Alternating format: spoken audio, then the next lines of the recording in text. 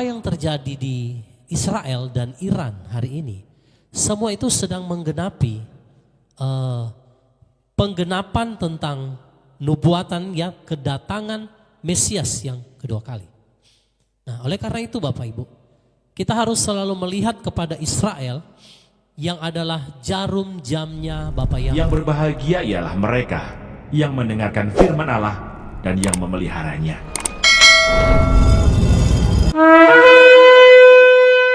Apa yang terjadi di Israel dan Iran, di mana terjadi peperangan di sana, saudara boleh lihat semua di media sosial, di TV, bagaimana berita-berita saudara peperangan dan saling serang menyerang. Nah, ternyata Bapak Ibu, ada sesuatu yang Bapak Yahweh ingin saudara memahami dan mengerti tentang peperangan ini.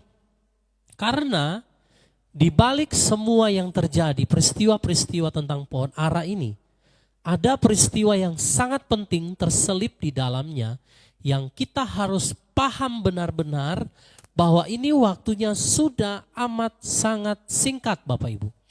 Ya. Jadi saudara, kalau saudara mendengarkan pemberitaan Dafar Elohim pada malam hari ini, ketahuilah bahwa apa yang Bapak Yahweh singkapkan kepada kita malam hari ini, itu adalah satu rahasia besar di mana kedatangan Mesias yang sebentar lagi itu akan segera digenapi. Nah, mari Bapak Ibu, saya akan mengajak saudara sekalian untuk melihat terlebih dahulu satu Dafar Elohim sebagai landasan atau dasar, ya. Saya kasih judul pada malam hari ini, yaitu peran Iran atau negara Iran ya di dalam pembangunan Bait Suci yang ketiga. Nah, mungkin Bapak Ibu bertanya, loh, apa hubungannya Iran dengan pembangunan Bait Suci yang ketiga? Nah, saya pernah sampaikan Bapak Ibu bahwa anti-Hamasiyah itu akan muncul lewat perjanjian damai palsu, dan Bait Suci yang ketiga itu diprakarsai oleh anti-Hamasiyah sehingga bisa dibangun di Yerusalem. Ya.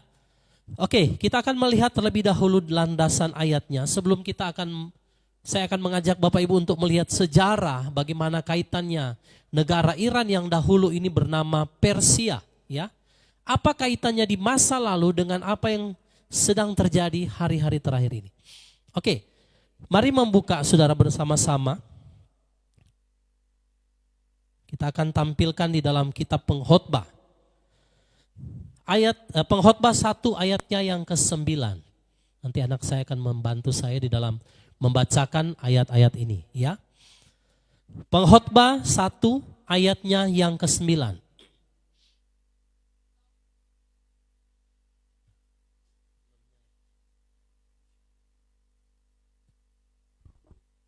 Pengkhotbah 1 ayat 9. Apa yang pernah ada, itulah yang akan ada. Dan apa yang pernah dibuat, itulah yang akan dibuat lagi. Dan tidak ada satupun yang baru di bawah matahari. Bapak Ibu, lihat ayat ini, ya. Apa yang pernah ada, itulah yang akan ada.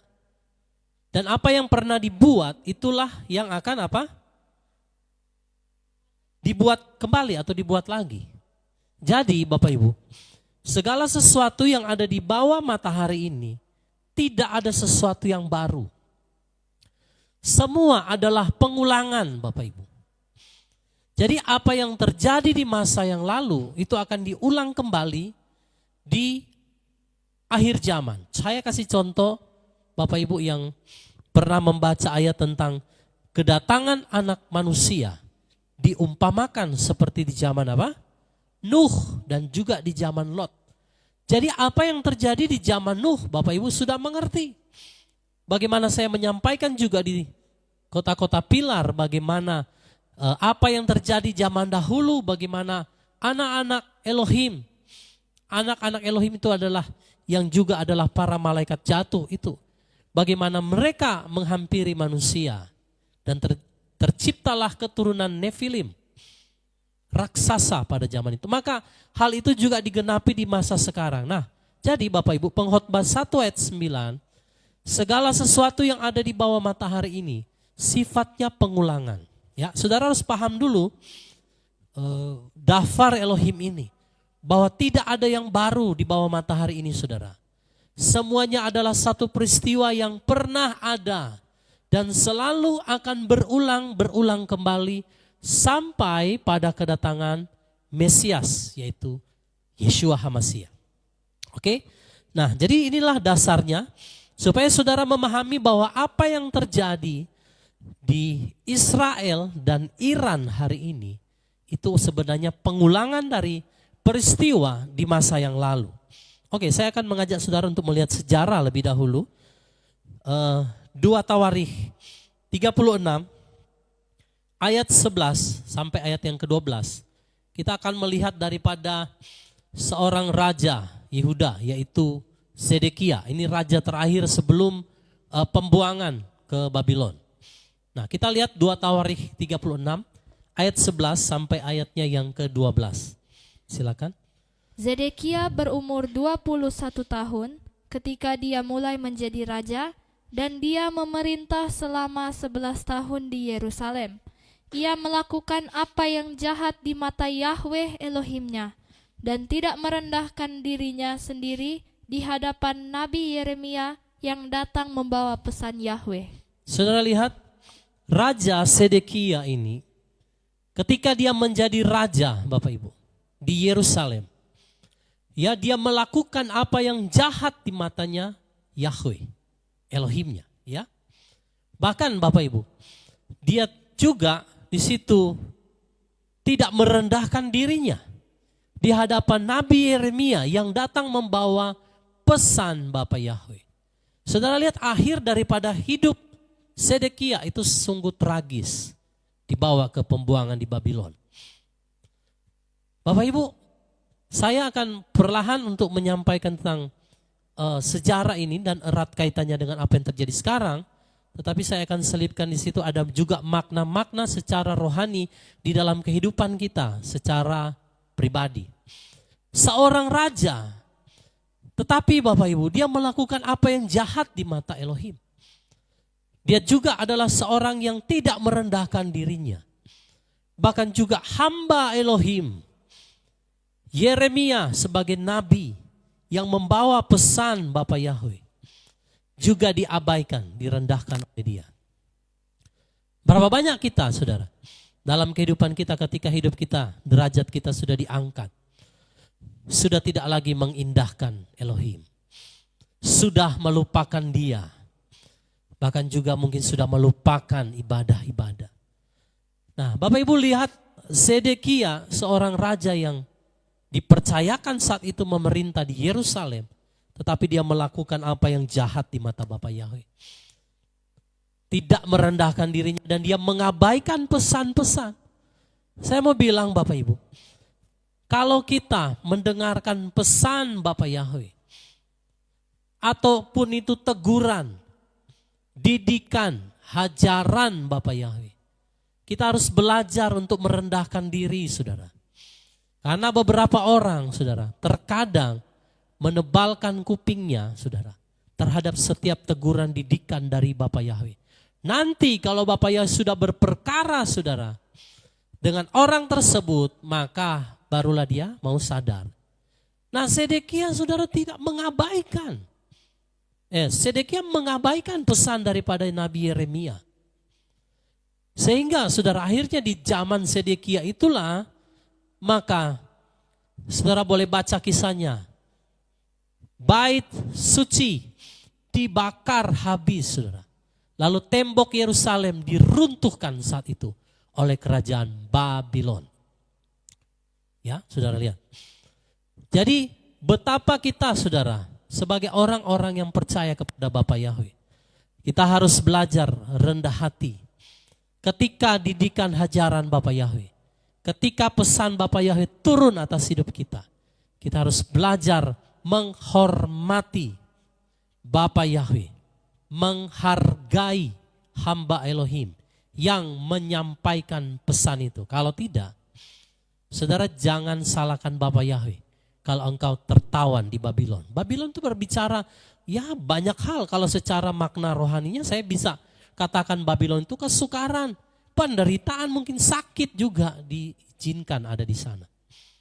Kalau kita membangkang kepada perintah Bapa Yahweh, jangan saudara mempersalahkan Bapa Yahweh. Kalau hidupmu ya ada seperti di Babylon, tertawan, terikat, ya, perbudakan.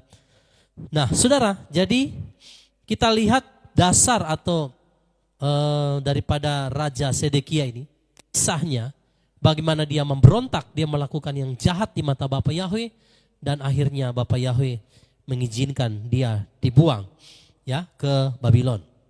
Nah, saudara lihat 2 Tawarikh 36 ayat 14.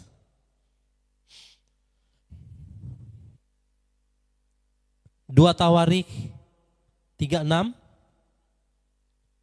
ayatnya yang ke-13 dulu, sorry.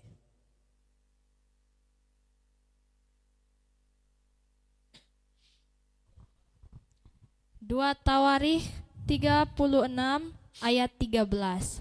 Dan dia juga memberontak terhadap Raja Nebukadnezar yang telah membuatnya bersumpah demi Elohim.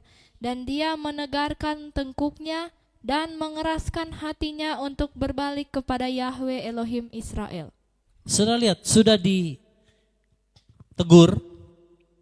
sudah dipakai Nebukadnezar, saudara. Ya, untuk membawa dia, menawan dia. Ya. Dia berontak kepada Raja Nebukadnezar, mau lawan. Padahal Nebukadnezar itu juga diberikan otoritas oleh Bapa Yahweh saat itu. Karena ketidaksetiaan daripada Sedekia. Karena apa yang dilakukan oleh bangsa Israel, terutama saat itu adalah kerajaan Yehuda. Mereka mengeraskan hati, terutama Raja Sedekia ini. Dan dia tidak berbalik kepada Yahweh Elohim Israel. Bayangkan saudara, orang yang sudah mengalami Babylon, sudah dijajah, sudah dikepung, sudah macam-macam saudara. Tapi hatinya itu masih keras. Tidak mau berbalik kepada Bapa Yahweh. Sudah ditegur habis-habisan.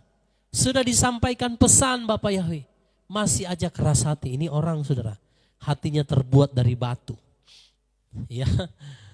Nah, saudara lihat apa akibat daripada Sedekia, kita boleh lihat di ayat yang ke-14. 2 Tawarikh 36 ayatnya yang ke-14.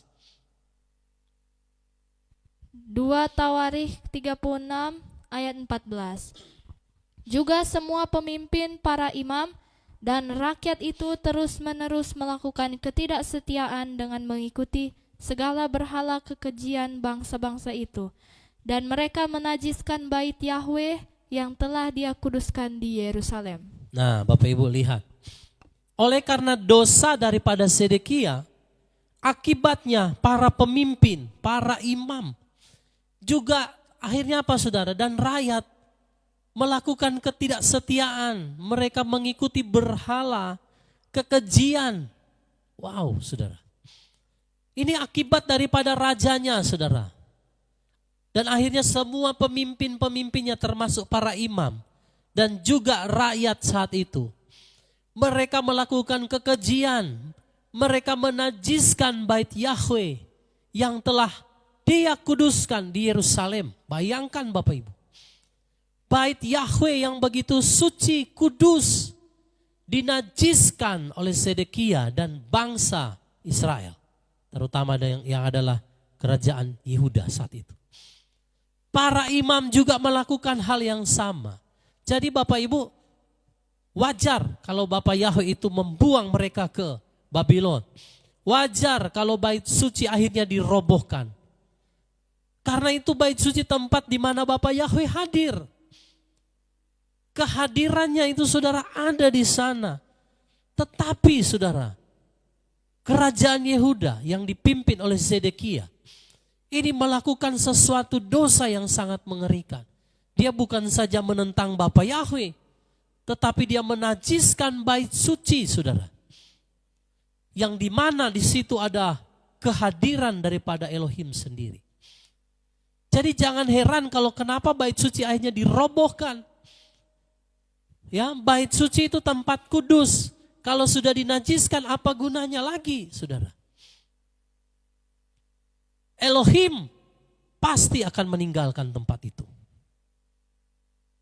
Ketika tempat itu dinajiskan. Nah, jadi Bapak Ibu, dosa raja bahkan turun kepada pemimpin dan para imam serta rakyat.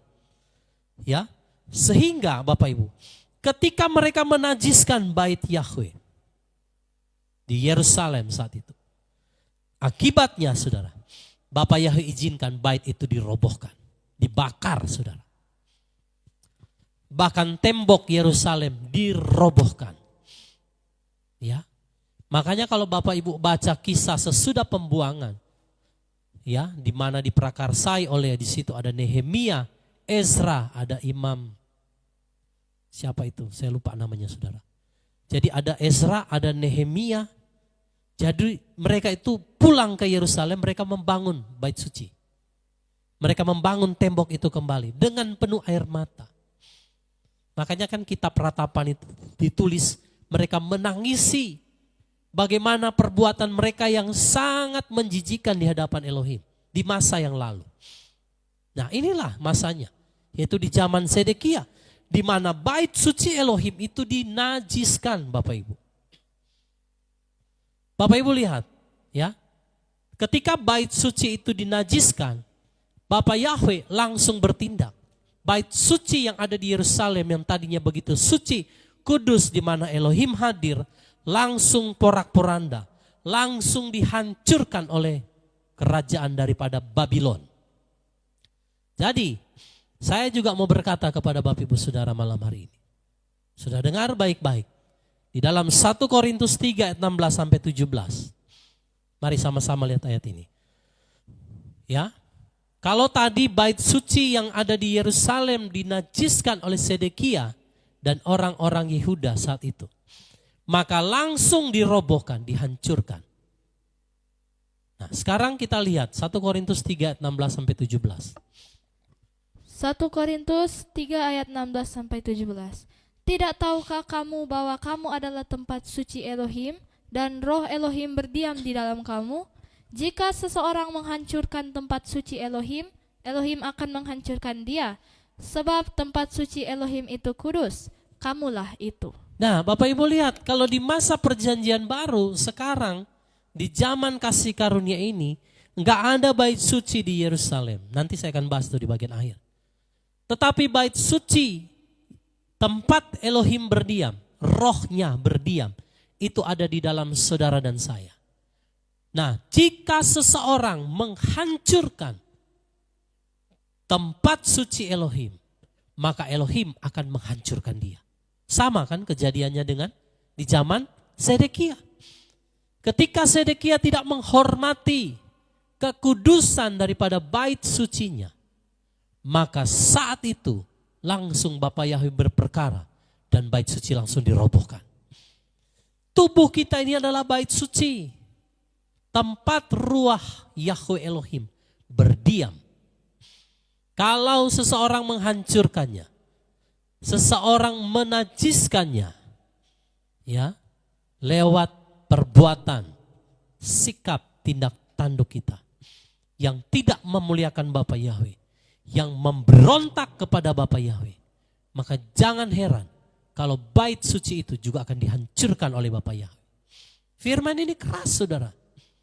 Bukan hanya berbicara bait suci secara fisik yang dirubuhkan oleh Bapa Yahweh karena ketidaktaatan daripada orang-orang Israel saat itu. Tetapi kita juga yang hidup di zaman sekarang. Kalau saudara tidak menghormati akan kekudusan bait suci Elohim ada di dalam hidup kita, yaitu tubuh kita, maka engkau juga jangan sampai menyesal kalau bait suci juga itu akan dihancurkan. Ya. Banyak orang menyanyiakan kasih karunia Bapa Yahweh. Mereka hidup seenaknya. Mereka hidup pokoknya seenaknya. Jadi jangan salahkan Bapa Yahweh kalau hidup mereka pada akhirnya tragis, berakhir dengan tragis. Sama seperti yang dialami oleh Sedekia dan bangsa Israel, kerajaan Yehuda saat itu, yang mengalami nasib tragis dibuang ke Babylon. Saudara boleh baca kisah hidup daripada Sedekia. Dia mati di Babylon, dia disiksa saudara. Oleh karena apa? Kejahatannya, pemberontakannya, kesombongannya saudara. Makanya Bapak Ibu kita nggak boleh mengeraskan hati ketika ditegur, ketika didikan oleh Bapak Yahweh. Tidak boleh mengeraskan hati. Jangan sampai kita mengotori, menajiskan bait suci Elohim yang adalah tubuh kita ini. Makanya saya pernah sampaikan kepada saudara di kota-kota Pilar. Kalau seseorang menerima tanda binatang itu, maka bait sucinya Elohim di dalam dirinya dinajiskan dengan DNA Lucifer. Saudara pasti dihancurkan oleh Bapak Yahweh. Ini bukan perkara main-main, saudara. Makanya kita harus menjaga, menghormati bait kudusnya Elohim. Kadang orang bisa aja kelihatan rohani, ya. Belum tentu kan di rumahnya seperti apa. Ya. Bisa aja menasihati orang lain, tapi belum tentu dirinya seperti itu. Nah itu Bapak Ibu. Jadi kita harus benar-benar sadar sesadar-sadarnya. Tubuh kita ini bait sucinya. Jangan sampai saudara rusakkan.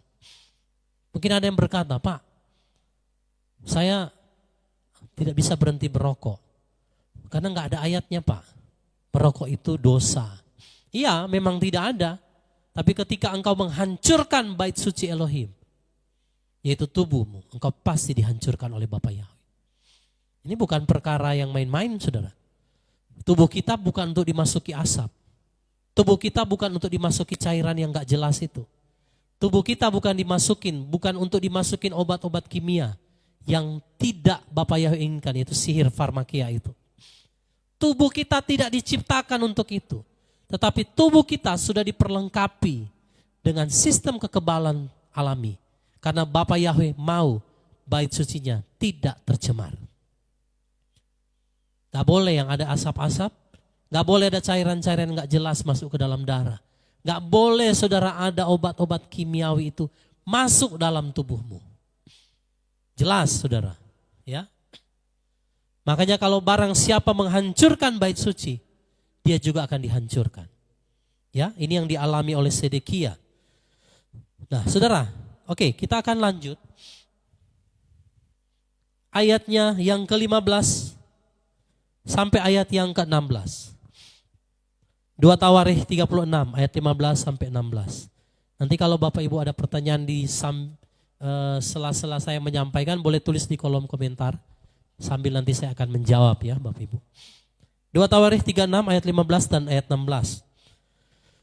Dan Yahweh Elohim leluhur mereka mengirim kepada mereka melalui tangan para utusannya bangun pagi-pagi dan mengutus karena dia berbelas kasihan kepada umatnya dan tempat kediamannya. Namun mereka mengolok-olok utusan Elohim itu dan menghina segala firman-Nya dan mengejek para nabinya, maka murka Yahweh bangkit terhadap umatnya sehingga tidak ada lagi pemulihan di sana. Bapak Ibu garis bawahi di situ kalimat terakhir. Sehingga tidak ada lagi pemulihan di sana. Bayangkan Raja Sedekia dan para imam, para pemimpin sudah begitu jahat menentang Bapa Yahweh. Tetapi Bapa Yahweh itu mengasihi, berbelas kasihan kepada umatnya dan juga kepada tempat kediamannya itu bait sucinya yang ada di Yerusalem saat itu. Bayangkan mereka sudah melakukan dosa, tetapi Bapa Yahweh itu masih berbelas kasihan kepada mereka. Tetapi dia utus nabi-nabinya, Yeremia salah satunya. Tapi diolok-olok, firman-Nya dihina, saudara. Mereka mengejek nabinya. Saudara jangan menganggap remeh setiap daftar Elohim yang diberitakan kepadamu. Siapapun yang menyampaikannya. Yang penting dia sesuai dengan firman. Bukan yang mengada-ngada. Saudara jangan menganggap remeh. Dalam Amsal 13 dikatakan barang siapa meremehkan firman dia akan mati, saudara. Jangan main-main. Kita ini hidup di dunia ini oleh kasih karunia Bapa Yahweh. Dan dia memilih tubuh kita untuk tempat dia berdiam. Jadi jangan saudara menyanyiakan kasih karunia-Nya. Jangan saudara menyanyiakan anugerah yang Bapa Yahweh berikan melalui kematian Yeshua di kayu salib. Jangan disia-siakan Bapak Ibu. Ya. Jadi di masa sekarang ini Bapak Yahweh juga mengutus utusannya, para nabi, hamba-hambanya untuk menyampaikan pesan-pesan tentang akhir zaman. Tapi banyak orang mengabaikan. Banyak orang mengolok-olok. Bahkan tidak sedikit yang menghina firman.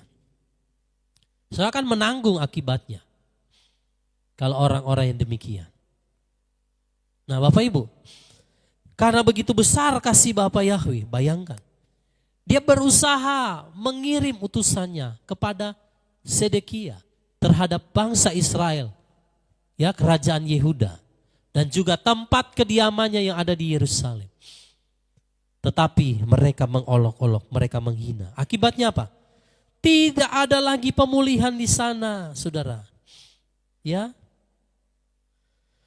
Kalau kita, saudara, tidak belajar untuk menghormati firman Elohim, hamba Elohim yang memberitahukannya kepadamu, jangan heran dan jangan menyesal kalau sampai pada satu titik engkau tidak bisa dipulihkan kembali.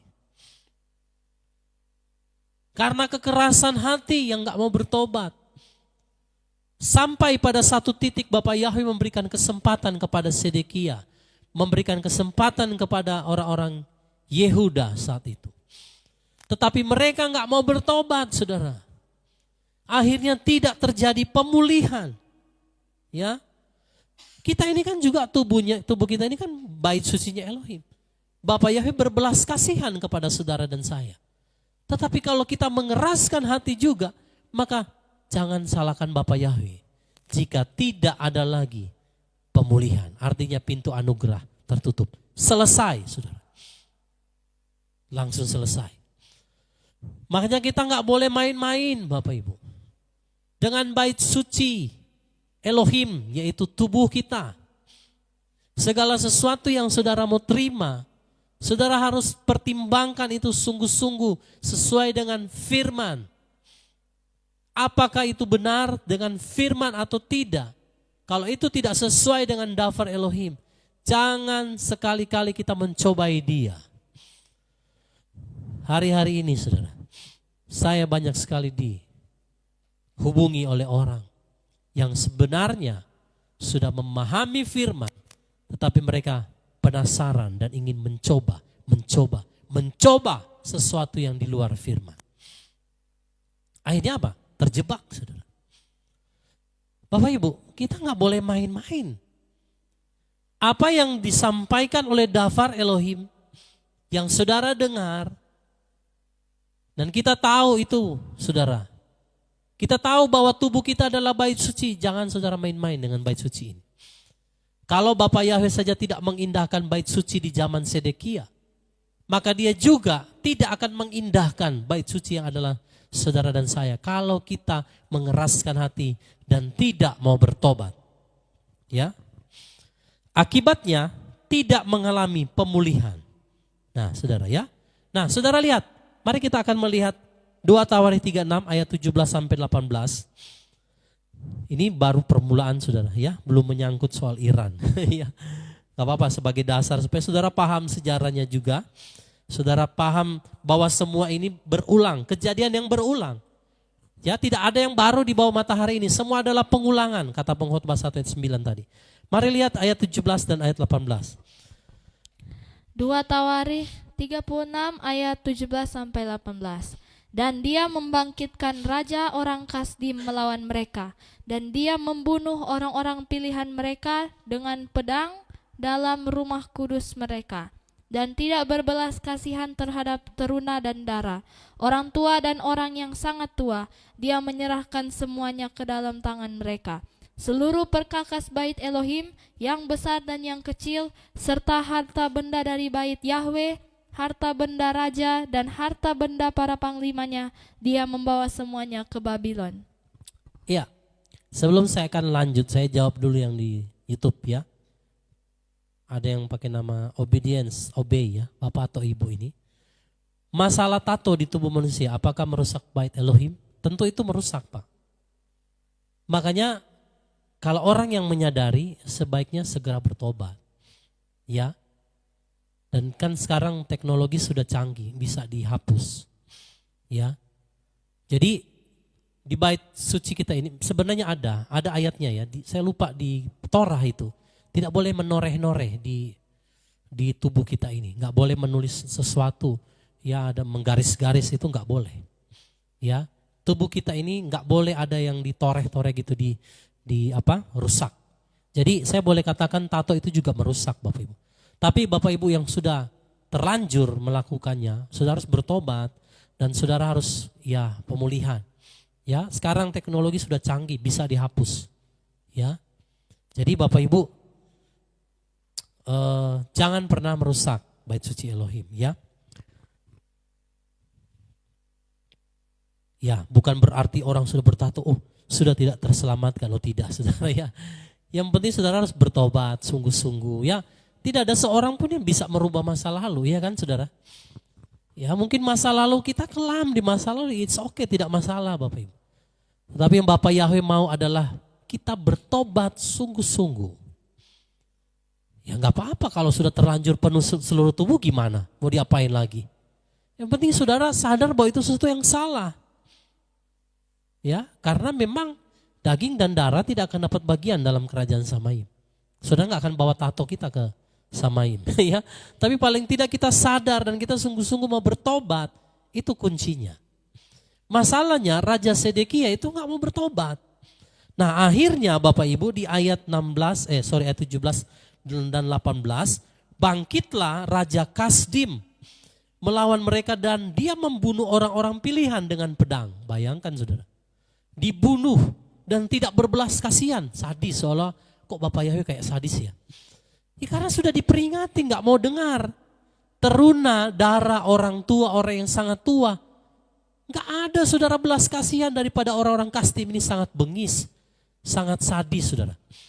Dan akhirnya bukan saja terjadi pembantaian saat itu. Seluruh perkakas bait Elohim, yang besar, yang kecil, semua harta, benda, ya, para panglima, semuanya dibawa ke Babylon, saudara. Ngeri, ya, saudara ya. Ngeri sekali. Orang Kasdim ini nggak pandang mau anak kecil, mau bayi, mau orang tua, nenek-nenek, kakek-kakek, dibantai, saudara. Bayangkan. Lalu orang-orang pilihan juga dibunuh. Dan Raja Sedekia bersama pemimpin-pemimpin Israel, pemimpin kerajaan Yehuda, saat itu dibawa ke Babylon untuk ditawan. Itu akibat daripada dosa mereka yang tidak mau bertobat. Sudah disuruh utusan-utusannya, tetapi Raja Sedekia tetap mengeraskan hatinya. Ini masih di zaman Babylon. Nanti setelah Babylon itu akan muncul kerajaan Persia, yang nanti saya akan bahas tentang hubungannya dengan Iran yang di masa sekarang ya. Nah akhirnya saudara, terjadi di situ bahwa bangsa Israel, yaitu kerajaan Yehuda, sangat menderita dalam pembuangan di Babylon. Itu akibat daripada rajanya, akibat daripada pemimpin, para imamnya yang tidak mau bertobat. Makanya orang kalau nggak bertobat, Bapak Ibu, kalau dia tidak bertobat sudah diperingati terus nggak mau bertobat, sudah jangan salahkan Bapak Yahweh ketika hidupmu akan berakhir dengan tragis. Karena itu firman. Orang kalau dikasih kesempatan bertobat tetapi dia mengeraskan hati, dia nggak mau berubah, jangan salahkan Bapak Yahweh kalau hidupmu akan berakhir juga tragis seperti Sedekia. Firman ini masih berlaku sampai hari ini. Maka dalam Amsal 13 dikatakan barang siapa meremehkan firman, dia akan mati, saudara. Ya, jangan main-main dengan Bapak Yahweh. Jangan mempermainkan dia. Memang Bapak Yahweh itu pengasih. Dia penuh dengan kasih, tetapi firman-Nya bilang, dia tidak membiarkan dirinya dipermainkan. Apa yang ditabur oleh orang, itu yang akan dituai. Jadi saudara jangan bermain-main dengan kasih karunia Bapa Yahweh. Saudara boleh berdosa, saudara bertobat sungguh-sungguh, tapi jangan mempermainkan kasih karunia-Nya. Ya, saudara. Lalu kita lihat apa yang terjadi kepada bait suci di Yerusalem dan tembok daripada Yerusalem ini. Mari lihat ayat 19 sampai ayat yang ke-20. Ini peristiwa yang tragis saudara terjadi di Yerusalem, di mana bait suci Elohim akhirnya dibakar habis saudara. Mari lihat 2 Tawarik 36 ayat 19 sampai 20. Dan mereka membakar bait Elohim dan merobohkan tembok Yerusalem dan membakar segala puri dengan api dan menghancurkan segala perabotannya yang indah-indah.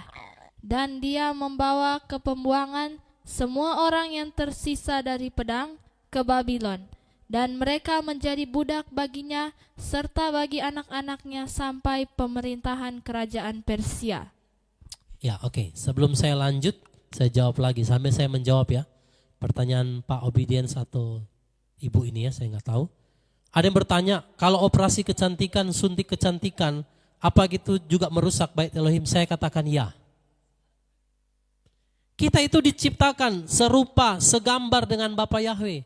Saudara kalau merubah apa yang Bapa Yahweh telah ciptakan, saudara sama saja menghina ciptaannya. Apakah kau saudara kurang bersyukur daripada apa yang sudah Bapa Yahweh berikan dalam hidupmu? Jadi kalau seseorang oplas itu ya, operasi plastik dan lain sebagainya, saudara sedang merusak bait suci Elohim. Sebaiknya saudara bertobat. Ya, ada kan orang-orang lagi tren sekarang kalau punya banyak uang mereka lari ke Korea untuk oplas di sana. Ya, ada artis yang terbaru itu saudara. Dan saudara cari sendiri, saya nggak mau sebut. Ya, pergi hidung pesek, pulang hidungnya sudah lebih mancung dari orang bule. Ya, jadi cantik memang, tetapi aduh saudara itu kan menghina Elohim yang menciptakan dia. Ya, oke. Jadi begitu ya Bapak atau Ibu ini yang bertanya. Saudara lihat ayat 19 sampai 20 bisa ditampilkan lagi. Apa yang terjadi kepada bait suci di Yerusalem? Mereka membakar bait Elohim, luar biasa saudara. Dan merobohkan tembok Yerusalem. Apa itu tembok Yerusalem? Bapak Ibu yang pernah ke Israel, saudara akan melihat kota, sisa-sisa dari kota tua yang ada di Yerusalem itu. Ada tembok ratapan di mana orang Yahudi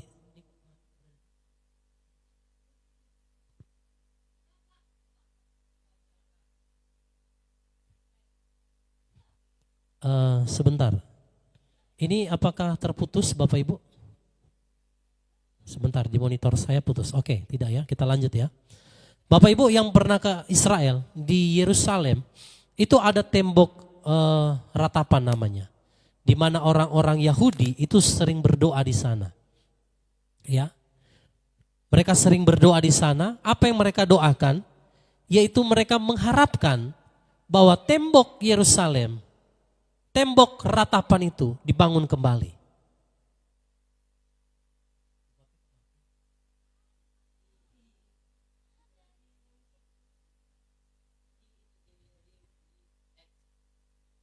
Ya. Jadi Bapak Ibu, orang Yahudi, para rabi, itu mereka berdoa di tembok ratapan. Apa yang mereka doakan? Apa yang mereka tangisi di namanya saja tembok ratapan.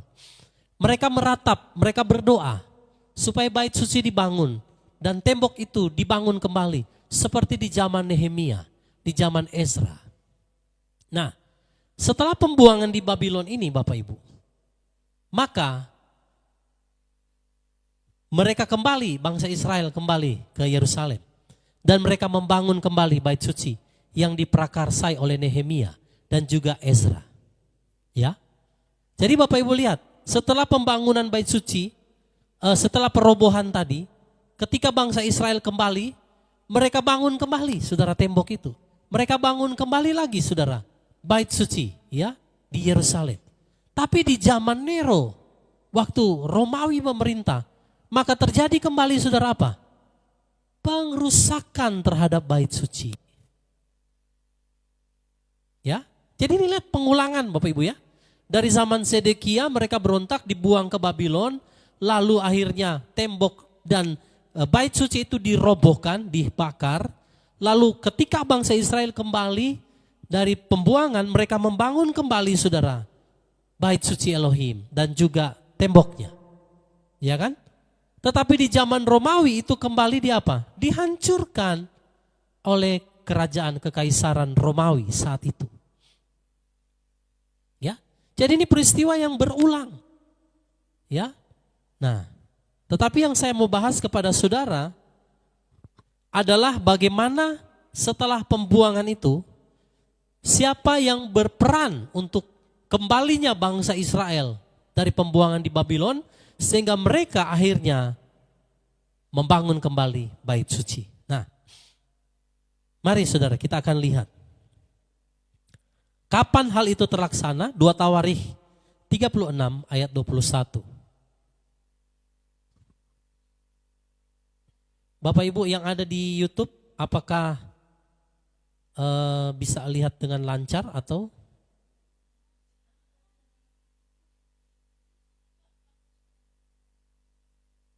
Tolong di komen ya Bapak Ibu, kalau gambarnya putus-putus atau patah-patah saudara tulis di kolom komentar supaya saya bisa tahu.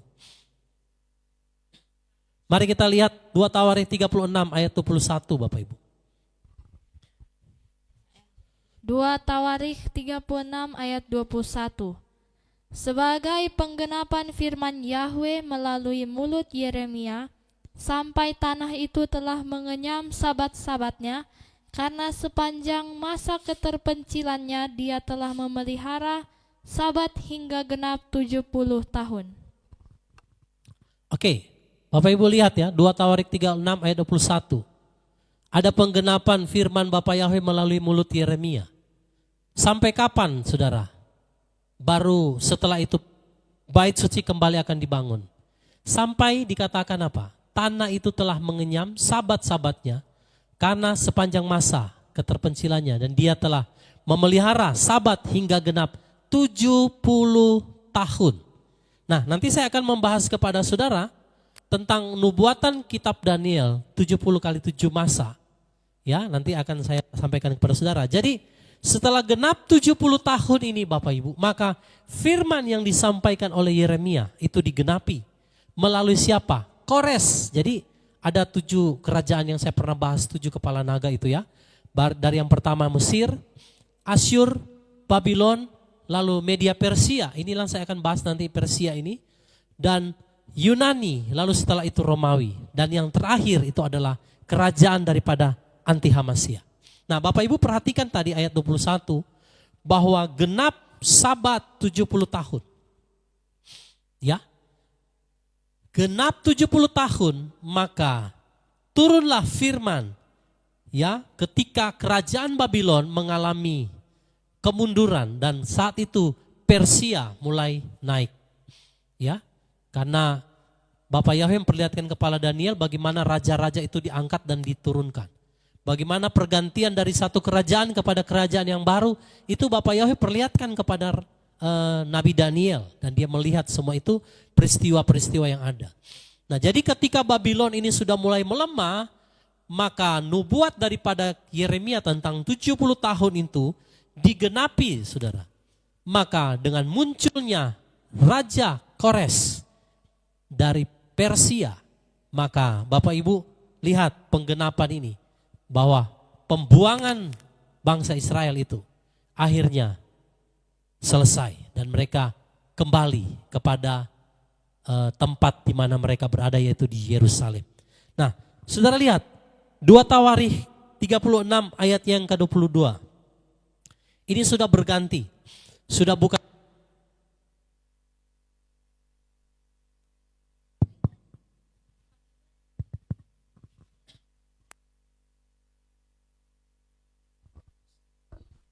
cek tes ya.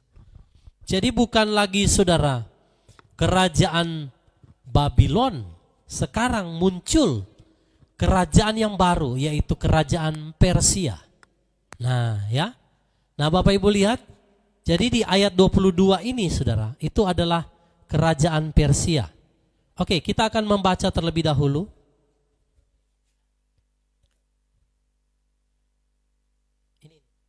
Sebentar ya saudara ya. Ini mic-nya habis.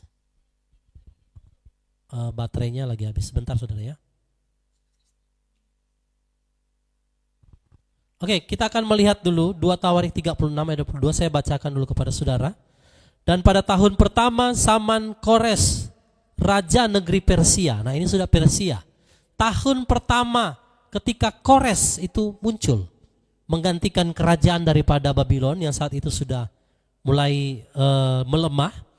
Maka saudara, raja negeri Persia untuk menggenapkan firman Yahweh melalui mulut Yeremia, Yahweh menggerakkan roh Kores. Siapa? Raja Persia. Nah itu, raja Persia itu. Dan menyebarluaskan berita ke seluruh kerajaannya dan juga tulisan yang berbunyi. Nah, Bapak Ibu, sebelum saya lanjut di ayat 23, Bapak Ibu lihat dulu di situ. Raja Kores. Raja Kores itu adalah raja negeri Persia.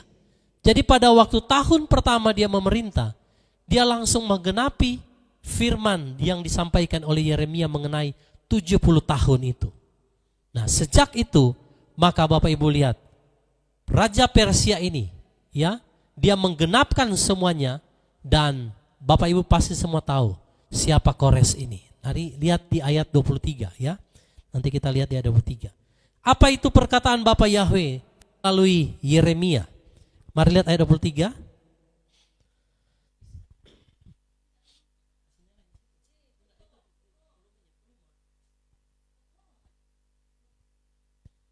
Saya bacakan bagi saudara. 2 Tawarik 36 ayat 23. Demikianlah perkataan Kores raja Persia itu.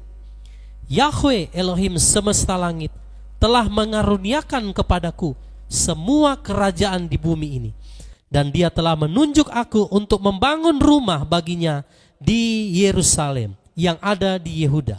Siapakah di antara kamu semua adalah umatnya? Biarlah dia pulang. Nah, jadi Bapak Ibu, ketika Kores ini memerintah, di tahun pertama langsung dia maklumkan satu perintah di situ untuk semua orang Israel, saudara, mereka pulang ke Yerusalem dan membangun rumah bagi Yahweh. Ingat bahwa ini adalah selalu yang namanya pengulangan. Betul Bapak Ibu? Saya sampaikan dari pengkhotbah 1 ayat yang ke-9. Ini peristiwa tidak ada yang baru, semuanya ini adalah pengulangan. Jadi, siapakah Persia ini di akhir zaman? Persia itu adalah Iran. Jadi Bapak Ibu lihat, Kores raja Persia itu yang memprakarsai pembangunan bait suci kembali di Yerusalem loh. Lewat nubuatan yang disampaikan, saudara, ya, oleh Nabi Yeremia. Saudara lihat, Kores yang memprakarsai pemulangan bangsa Israel saat itu, dan mereka membangun kembali bait suci di Yerusalem. Kores itu saudara raja Persia yang sekarang notabene-nya adalah negara Iran, Bapak Ibu. Jadi kalau di akhir zaman ini kan, setelah masa ini selesai, muncul kerajaan baru yaitu Romawi setelah Yunani, maka kan bait suci kembali dihancurkan. Sampai hari ini kan nggak ada. Betul? Nah, jadi peristiwa yang terjadi di zaman Nehemia, Ezra, saudara, maka itu akan diulang kembali. Lalu seperti di zaman Sedekia, ya, dan akhirnya selesai masa itu, kerajaan Babylon, muncul kerajaan Persia di bawah pemerintahan Kores, maka bait suci kembali dibangun. Jadi Bapak Ibu, lihat dari zaman dahulu, kerajaan Persia itu selalu membuka jalan bagi pembangunan bait suci di Yerusalem. Nah, mungkin saudara bertanya-tanya, saya mau masuk ke intinya. Bapak, mungkin Pak Yehuda, apa maksudnya dengan apa yang terjadi di Iran sekarang? Kan pertanyaannya begitu. Jadi kalau di zaman dahulu Kores Persia itu mengeluarkan satu maklumat untuk bangsa Israel pulang dan membangun bait suci, maka saya percaya di akhir zaman ini Bapak Ibu, dengar baik-baik. Iran yang adalah kerajaan Persia itu akan membuka jalan bagi perdamaian di Timur Tengah dan dibangunnya kembali bait suci. Mungkin saudara butuh bukti ya, kita akan lihat sama-sama. Kan sekarang saudara lihat, selama ini orang Israel itu selalu rindu mendirikan bait suci. Tetapi yang menjadi permasalahannya adalah bangsa Israel tidak bisa membangun bait suci, ya. Karena saudara tidak bisa karena tidak ada izinnya. Kalau dia bangun di tembok ratapan yang mereka berdoa, itu di kompleks Masjid Al-Aqsa, Dome of the Rock, itu adalah bait sucinya di sana. Dan tembok ratapannya ada di situ. Jadi kalau mereka mau bangun kembali tembok itu seperti di zaman Nehemia dan mereka membangun kembali bait suci, artinya harus mengambil tempat kompleks Al-Aqsa itu. Itu bisa terjadi perang dunia ketiga, saudara. Ya, sekarang aja dengan peperangan Iran dan Israel itu sudah bisa memicu konflik yang luar biasa sampai ke bangsa-bangsa. Apalagi bait suci dibangun di kompleks Al-Aqsa. Wah, tembok ratapannya dibangun kembali. Nah, jadi saudara akan melihat bagaimana peran daripada Persia di sini, yaitu Iran. Ya, saudara lihat perang Iran saat ini dan Israel akan menentukan pembangunan bait suci yang ketiga. Ya, saudara, kalau Bapak Ibu tahu ada revolusi Iran yang dahulu Iran itu tidak dipimpin oleh rezim dari Islam, ya, tetapi memang sistemnya itu kerajaan. Dan yang terakhir sebelum rezim Islam berkuasa itu dipimpin oleh ayahnya daripada Reza, ya, Pahlawi. Dia adalah Syah Muhammad Reza Pahlawi dan ibunya Shahbanu Farah Pahlawi. Jadi ini Syah Muhammad Reza Pahlawi itu terakhir, saudara, ya, sebelum rezim Islam berkuasa di Iran. Nanti saudara cari tahun berapa itu. Saya nggak mau bahas itu, nanti saudara cari sendiri, itu di sejarah. Jadi anaknya yang bernama Reza Pahlawi ini ditangkap oleh pemimpin daripada rezim Islam yang sekarang berkuasa di Iran, yaitu Ayatollah Ali Khamenei. Ini saudara yang diperangi oleh Benyamin Netanyahu sekarang. Ya, saudara nanti akan lihat apa hubungannya, ya, yang terjadi sekarang ini. Nah, Bapak Ibu, sebenarnya Reza Pahlawi itu yang keturunan daripada raja yang sebelumnya itu punya garis keturunan, ternyata waktu saya lihat itu kepada raja-raja Persia di zaman dahulu. Nah, jadi sekarang saudara mulai connect ya. Jadi Reza Pahlawi ini punya keturunan daripada raja Persia di masa lalu.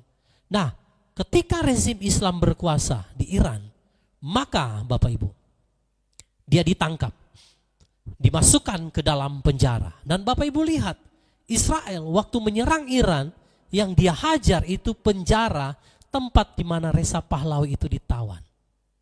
Nah, jadi ketika terjadi peperangan, ketika Israel menyerang Iran, pemimpin daripada Iran yang saat ini, coba ditampilkan lagi. Ya, ini orangnya ya. Yang bernama Ayatollah Ali Khamenei.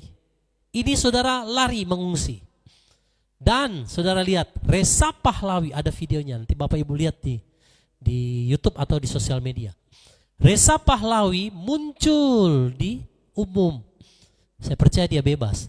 Dan dia menyarankan si Khamenei ini untuk menyerahkan diri karena rezimnya sudah kalah. Karena Bapak Ibu lihat serangan Israel kepada Iran itu menewaskan ahli-ahli nuklir dan juga pemimpin tertinggi daripada tentara revolusi Iran.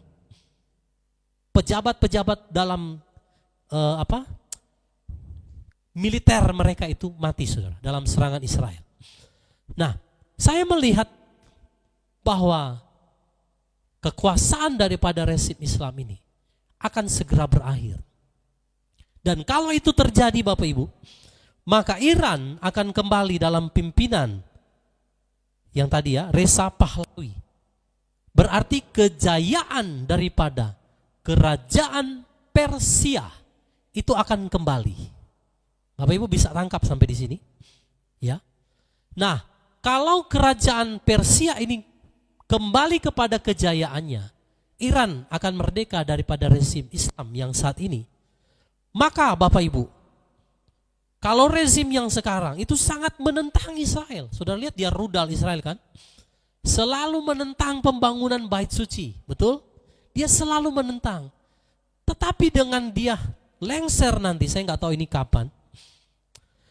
Ketika nanti si Khamenei ini lengser Bapak Ibu, maka akan muncul pemerintahan baru yang dulu pernah ada. Nah ini jadi saya kembali lagi kepada tadi pengkhotbah 1 ayat 9. Ini semua adalah pengulangan Bapak Ibu. Jadi kalau kerajaan Persia akan kembali, saudara, perhatikan baik-baik, kepada masa kejayaannya, dengan rezim Islam ini akan runtuh di bawah pimpinan Khamenei yang sekarang begitu menentang Israel, menentang pembangunan bait suci, maka Bapak Ibu, saya percaya Kores di akhir zaman itu akan muncul. Dan apa yang akan terjadi Bapak Ibu? Dengar baik-baik. Seperti apa yang terjadi di zaman dahulu. Raja Kores memberi perintah orang Israel pulang kembali dari pembuangan dan boleh mendirikan bait suci.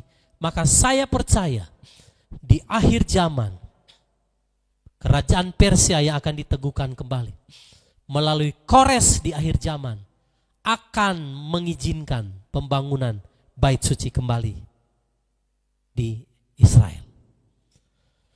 Sudah lihat? Hari ini yang sangat menentang itu yang paling keras itu adalah Iran. Sebenarnya bukan Irannya, tetapi karena Iran dikuasai lewat revolusi Islam, ya, maka Iran ada dalam rezim yang bukan dahulu, yang bukan kerajaan Persia. Maka di akhir zaman Bapak Yahweh harus menggenapi nubuatan 70 kali 7 masa itu. Ya. Nah, Bapak Ibu dengar baik-baik. Nanti saya akan tampilkan tabelnya supaya saudara lebih memahami. Ya.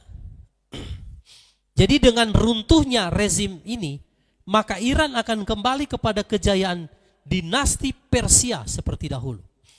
Maka sangat memungkinkan sekali Bapak Ibu bahwa pemerintahan Iran yang baru nanti akan memfasilitasi pembangunan bait suci yang ketiga di Yerusalem seperti di zaman dahulu. Ingat, saya bukan menubuatkan kepada saudara. Kalau saya menubuatkan atau sesuatu yang tidak di luar daripada firman, saudara mungkin berpikir, wah ini Pak Yehuda sesat nih. Tapi saya menyampaikan bahwa apa yang akan terjadi di depan itu juga sudah pernah terjadi di zaman dahulu.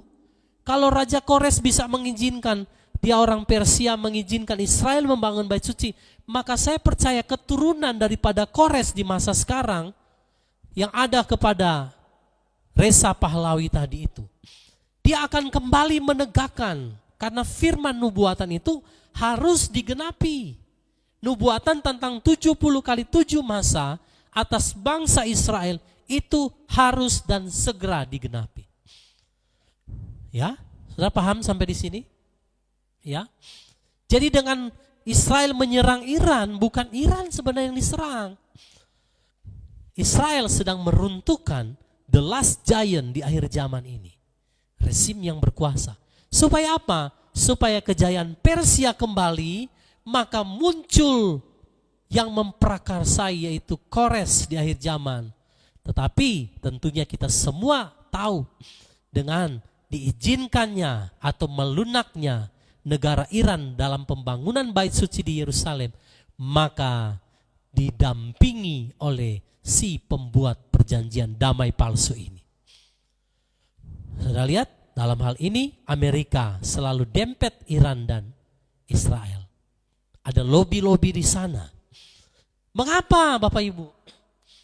Saya percaya Amerika, Donald Trump pun tidak membenci Iran. Bukan yang dibenci itu bukan Iran. Tapi rezimnya yang berkuasa, mereka bikin nuklir sebagai ancaman bagi negara-negara termasuk Israel dan negara-negara Eropa dan sekutu-sekutunya Amerika yaitu NATO. Jadi bukan karena mereka membenci Irannya, no. Ya. Jadi Bapak Ibu lihat peperangan yang terjadi sekarang, Amerika ikut membantu. Saya percaya itu seizin Bapak Yahweh supaya the last giant ini diruntuhkan dan muncul Kores di akhir zaman untuk membuka perdamaian. 1 Samuel pasal 10. Lalu Samuel mengambil buli-buli berisi minyak, dituangnyalah ke atas kepala Saul, diciumnyalah dia sambil berkata, "Bukankah Tuhan telah mengurapi engkau menjadi raja atas umatnya Israel? Engkau akan memegang tampuk pemerintahan atas umat Tuhan, dan engkau akan menyelamatkannya dari tangan musuh-musuh di sekitarnya. Inilah tandanya bagimu bahwa Tuhan telah mengurapi engkau menjadi raja atas miliknya sendiri. Apabila engkau pada hari ini pergi meninggalkan aku, maka engkau akan bertemu dengan 2 orang laki-laki di dekat kubur Rahel di daerah Benyamin di Selsah. Mereka akan berkata kepadamu, keledai-keledai yang engkau cari itu telah diketemukan, dan ayahmu tidak memikirkan keledai-keledai itu lagi, tetapi ia khawatir mengenai kamu. Katanya, apakah yang akan kuperbuat untuk anakku itu? Dari sana engkau akan berjalan terus lagi dan sampai ke pohon Tarbantin Tabor. Maka di sana engkau akan ditemui oleh 3 orang laki-laki yang naik menghadap Allah di Betel. Seorang membawa 3 ekor anak kambing, seorang membawa 3 ketul roti, dan yang lain lagi sebuyung anggur. Mereka akan memberi salam kepadamu dan memberikan kepadamu 2 ketul roti yang akan kau terima dari mereka. Sesudah itu engkau akan sampai ke Gibea Allah, tempat kedudukan pasukan orang Filistin.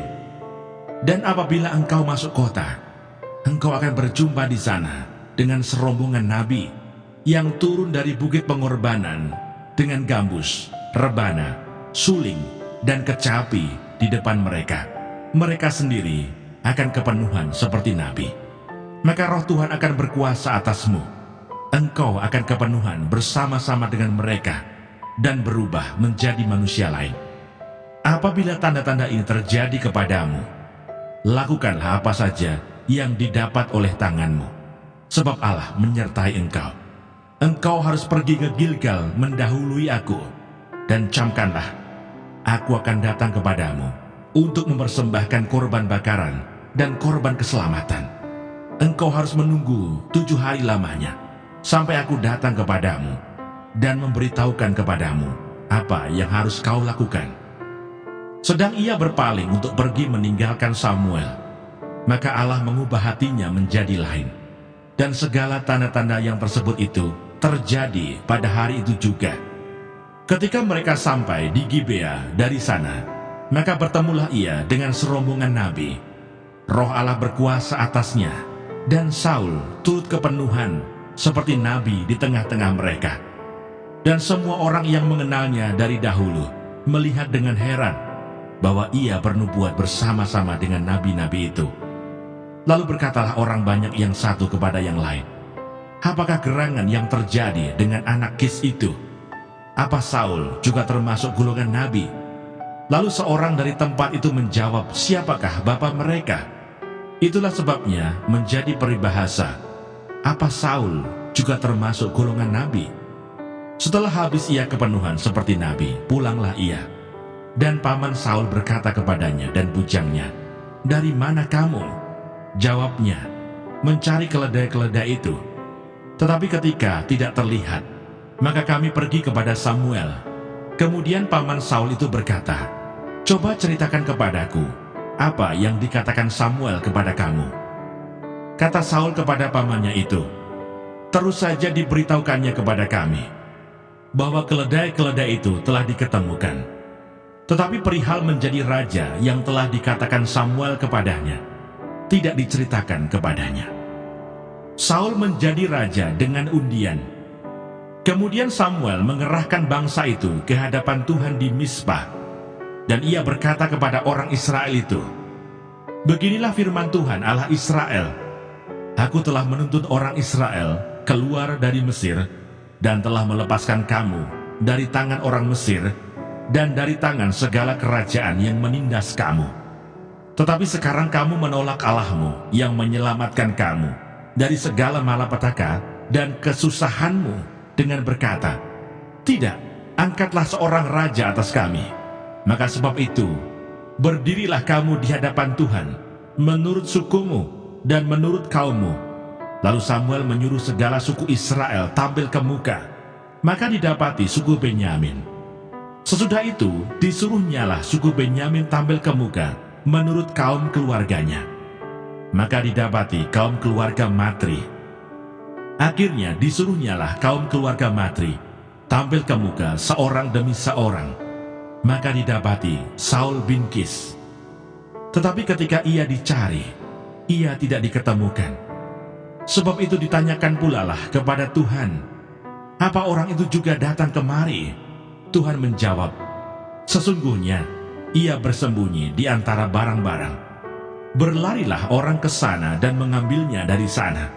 Dan ketika ia berdiri di tengah-tengah orang-orang sebangsanya, ternyata ia dari bahu ke atas lebih tinggi daripada setiap orang sebangsanya.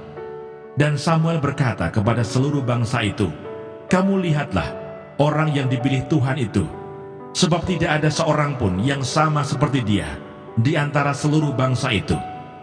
Lalu bersoraklah seluruh bangsa itu demikian, "Hidup raja!" Kemudian Samuel menguraikan kepada bangsa itu tentang hak-hak kerajaan, menuliskannya pada suatu piagam, dan meletakkannya di hadapan Tuhan. Sesudah itu Samuel menyuruh seluruh bangsa itu pulang, masing-masing ke rumahnya. Saul pun pulang ke rumahnya, ke Gibea, dan bersama-sama dengan dia ikut pergi orang-orang gagah perkasa yang hatinya telah digerakkan Allah. Tetapi orang-orang Dursila berkata, "Masakan orang ini dapat menyelamatkan kita?" Mereka menghina dia dan tidak membawa persembahan. Yang berbahagia ialah mereka yang mendengarkan firman Allah dan yang memeliharanya.